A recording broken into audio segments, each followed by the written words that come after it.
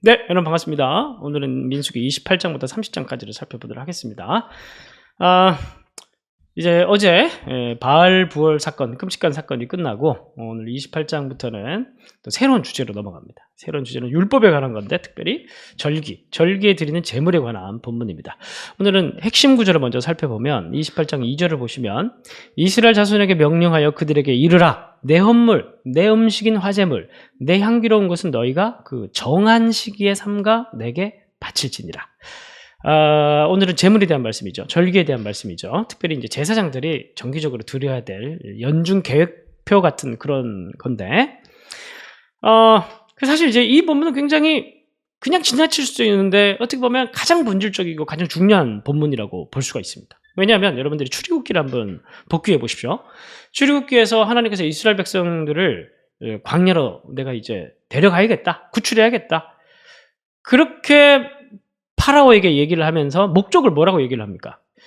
내가 얘네들을 광야로 데려가서 내가 희생제물을 드리고 내가 예배드리게 하기 위해서 내가 데려가야겠다. 그렇게 하나님께서 말씀을 하시거든요.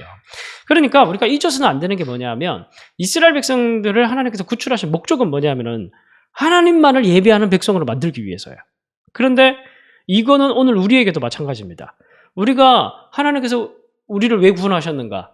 물론 사랑해서 구원하셨는데 그건 동기고 목적은 뭐냐면은 죽어서 천당 가게 만들기 위해서 하나님께서 우리를 구원하신 게 아니고 하나님께서 우리를 구원하신 근본적인 목적은 뭐냐면 우리를 통해서 예배 받으시기 위해서요. 우리를 통해서 예배 받으시기 위해서인데 오늘 우리 예배를 드리는 삶은 어떻습니까?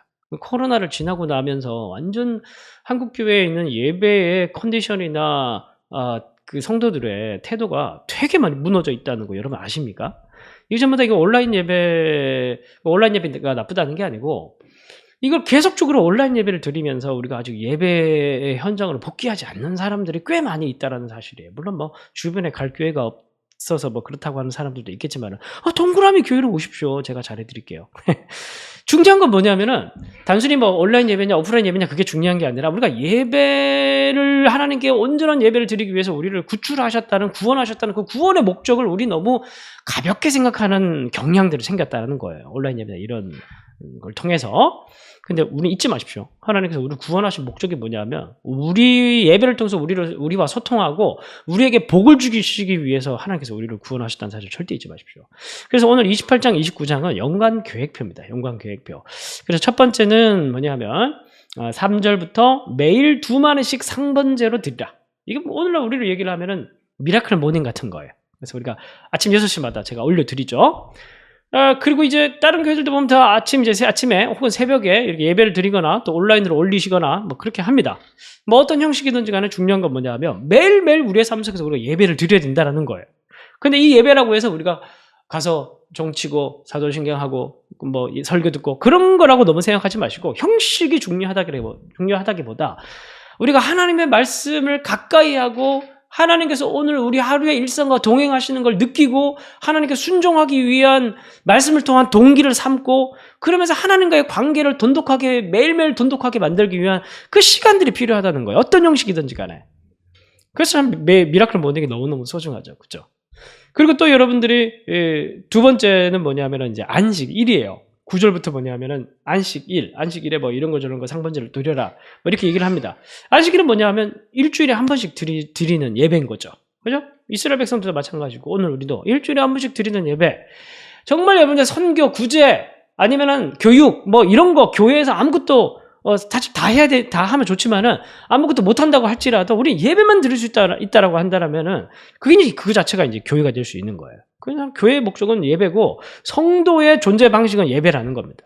그래서 여러분들 가장 중요한 건 뭐냐 하면은 이번 주간에도 주일날 나가서 예배를 드리는 거예요. 하나님을 찬양하고 또 단순히 예배만 드리지 마시고 성가대도 섬기시고 또 여러분들이 그 예배 자리에서 어떻게 하면은 내가 하나님과의 관계를 더 깊게 돈독하게 만들 수 있을까? 적극적으로. 왜냐하면은 하나님께서 그걸 위해서 여러분들을 구원하셨으니까 그렇게 나가서 은혜 자리에 나가면 거기서 이제 하나님과의 관계의 복을 받게 되는 겁니다.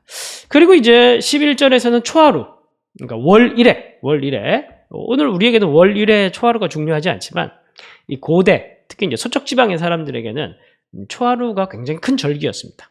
그리고 이제 16절부터는 앞에는 이제 매일, 주간, 월 1회 이제 그렇게 예배였는데 이제 16절부터는 특별절기, 특별 예배입니다. 그래서 16절부터는 6월절, 26절부터는 77절, 19장 1절부터는 나팔절, 7절부터는 속죄일, 그리고 마지막 12절부터는 장막절입니다. 여러분, 장막절은 본문이 굉장히 길죠. 왜 기냐 하면은 장막절이 절기 중에 절기였기 때문입니다. 특별절기의 절정이었어요. 그래서 여러분, 재밌는 게 뭐냐 하면 12절 보면은 너희는 첫째 날 큰 성회로 모이고 아무 일도 하지 말고 이제 안식일로 시작하는 겁니다. 그리고 13절에 보면은 번제로 여호와께 향기로운 화제를 드리되 숫송아지 13마리, 그리고 둘째 날에는 12마리, 셋째 날에 11마리, 넷째 날에는 23절 10마리, 26절 다섯째 날에는 9마리, 그런 식으로 해서 마지막 날 가면 7마리가 됩니다. 그러면 13 더하기 12 더하기 11 더하기 10 더하기 9 더하기 8 더하기 7 하면은 그러면 딱 70마리가 나와요. 그러니까 마지막 날에는 7마리를 드리면서 지금까지 총 70마리를 번제로 드리는 걸로 장막절이 끝나는 겁니다. 여러분, 장막절을 잘 알고 있듯이 장막절은 초막절이죠.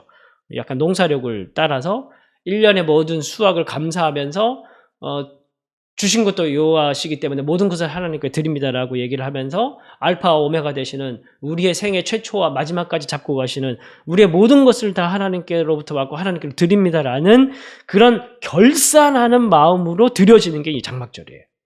그러니까 7마리로 마치면서 70마리를 드리는 거예요. 완전수. 그죠? 완전하게 하나님께서 내 모든 것을 컨트롤 하시면서 여기까지 인도해 주신 것, 그 은혜에 감사하는 절기가 바로 장막절이 되는 겁니다. 그래서 사실 이 절기의 이야기는 크게 두 개로 나눌 수가 있어요. 6월절 같은 경우에는 구속의 은혜, 초막절 같은 경우에는 창조의 하나님께서 우리에게 먹고 살 수 있도록 복을 주신 은혜. 이 두 가지. 두 가지의 큰 틀 안에서 이제 예배드리고 감사하는 거라고 이제 볼 수가 있습니다. 자, 결론입니다. 결론은 그래서 결국 이 예배라는 것은 뭐냐면은 단순하게 그냥 의무적으로 나가서 그냥 하나님께 뭐 온라인 예배 정신없이 드리면서 오늘도 예배 드렸다. 그 예배 드린 게 아니에요. 그러니까 예배라는 것은 뭐냐면은 하나님과의 관계, 하나님과의 관계인데 그 하나님과의 관계 속에서 내가 말씀을 듣고 예배를 드리면서 은혜를 받는 거예요. 응? 은혜를 받으면서 복을 누리는 거예요. 그 관계가 더 돈독해지고. 그런데 그게 우리가 사랑하는 사람과 뭐 날짜 딱 정해가지고 이때 만나고 또 헤어지고 만나고 그렇지 않잖아요. 그죠? 늘 어디 있는지 우리가 전화하고 오늘 어디야 뭐해 카톡 보내고 그런 겁니다. 하나님과의 관계. 그럼 사랑의 관계니까. 그래서 매일매일 하나님 앞에 말씀을 가까이 하고 어떤 형식이든지 간에 묵상하고 또 잠깐이라도 기도하고 그 주일에는 깨끗한 옷을 입고 나가서 또 헌금도 드리면서 또 다른 여러 가지 할 수 있는 선에서의 봉사도 하면서 마음을 들여서 하나님을 가까이 하고 그런 특별한 절기 때마다 우리가 특별한 마음을 가지고 기억하고 감사하면서 또 하나님께 감사하고 그러면서 이게 일종의 리듬인 거예요. 우리의 삶의 리듬, 우리 영혼의 리듬인 거예요. 이 예배라는 것은. 그래서 우리가 여러분 그 노래도 보면은 처음에 벌스로 시작했다가 처음에 막 따라라라를 갔다가 나중에 이제 후렴, 코러스로 들어가잖아요. 그럼 막 빠바밤 했다가 다시 벌스로 쫙 내려오고 이 왔다 갔다 하면서 그 심취하고 흥이 나고 기쁘고 막 이렇게 업되잖아요. 그죠? 우리 인생이 일상을 한번 생각해 보십시오. 예배가 없다고 생각해 보십시오. 혹시 지금 예배에 실패하고 여러분 살아가는 분들이 계시면 여러분들 스스로가 알 겁니다. 얼마나 삶이 무미건조한지. 흑백 같잖아요. 흑백 TV 같잖아요. 그죠? 근데 여기에서 우리 예배가 우리 속으로 진실하게 들어오면 이 모든 흑백 TV가 칼라 TV로 바뀌는 거예요. 색이 더듬혀지는 겁니다. 그러면서 우리가 우리의 삶의 생기가 돋고 하나님 관계가 더 깊어지면서 우리가 더 은혜의 자리로 나아가고 우리가 하루하루 힘들게 살아도 그냥 무미건조하게 힘들게 살면은 짐만 빠지죠. 근데 예배 가운데서 말씀 속에서 의미를 찾고 하나님의 살아계심을 매일의 일상 가운데서 우리가 그 예배를 통해서 만나게 되고 깨닫게 되고 보여주는 그 눈들을 열어주는 게 예배의 시간 아닙니까? 그 예배의 시간을 통해서 우리의 삶의 의미를 발견하면서 힘들더라도 그 속에서 의미를 부여하니까 생명력이 생기고 생기가 돋아나고 그러면서 우리의 삶이 더 복된 삶으로 나가게 된다는 거예요.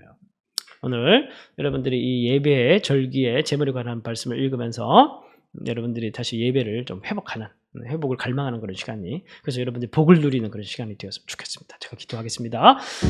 하나님, 혹시 우리 가운데 예배가 무너진 사람이 있다면 오늘 이 말씀으로 찾아가 주시고 그를 하나님의 능력으로 다시 세워주셔서 예배 자리를 회복할 수 있도록 인도하여 주옵소서.